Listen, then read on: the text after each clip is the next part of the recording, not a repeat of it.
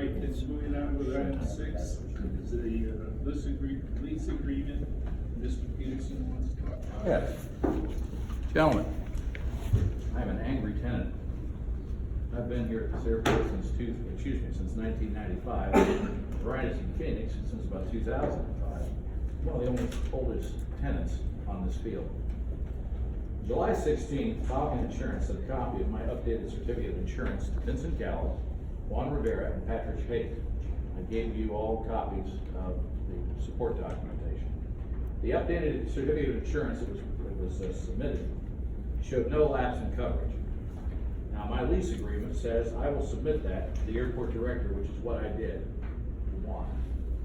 And then on July 26th, I received an email from Rita telling me that my business insurance had expired and I needed to submit an updated insurance certificate to the airport office. She had 10 days to determine it had already been submitted. And having sent this to Mr. Rivera complies with the terms of my lease, I sent it to the airport office and to the city manager and to the risk manager to make certain there's no problem there. Now, this accusation by email saying that I didn't have a certificate of insurance on file is a lie. It is an outright lie. And it's deliberate, and I'm going to show you why in just a moment.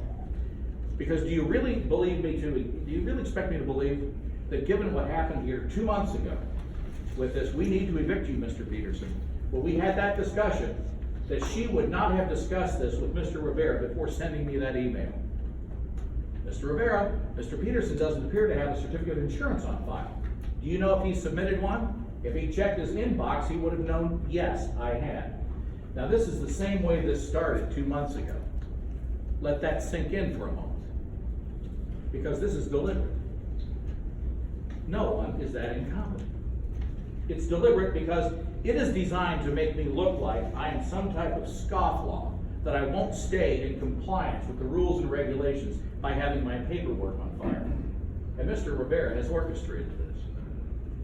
He sent those previous letters of non-compliance, the ones that he sent to the wrong address. How could he not know my correct address? It's right here on my lease. It's deliberate because he characterized me to this commission. I wasn't allowed to talk, remember? He characterized me to this commission saying that I've sent him these letters, look right here, see all these letters that I've sent him? But he's not responding to me. Of course I wasn't responding, they weren't going to the right address. The problem here is this recent email is designed to set the stage again for evicting me. See, Mr. Peterson? We had sent you another email demanding you submit that insurance paperwork you said you would submit. See here? You didn't do it. See, Mr. Peterson, we have this paper trail of your chronic non-compliance. And see, the problem, gentlemen, is it doesn't matter whether it's true or not. It's the paper trail of the demands of me submitting paperwork to make it look like I am not in compliance. And this is going to stop. One of the questions as a flight instructor I ask my students, why do we climb VY? Why do we reduce angle of attack to recover from a stall? I ask why. Because they're probative questions. So I have to ask myself, is this just that level of incompetence? Why is this being done? What is the motivation? People don't do things without motivation. I have a very highly desirable airside, landside location. What is your motivation? Why are you doing this? It's obviously dishonest. It's either that or incompetence. I don't know. Maybe it's corrupt. I don't know. But there's a motivation, unless we just accept the fact that it's that level of incompetence between Mr. Rivera and Ms. Witt to be sending me an email saying, you don't have your certificate of insurance on file. And like I say, it doesn't matter whether it's true or not. It only matters if the allegation is made. You make the allegation enough, and it has the appearance of truth. And it is not. I had that certificate of insurance on file. Yet, I still got the email saying, no, you don't. She had 10 days to determine that thing was here.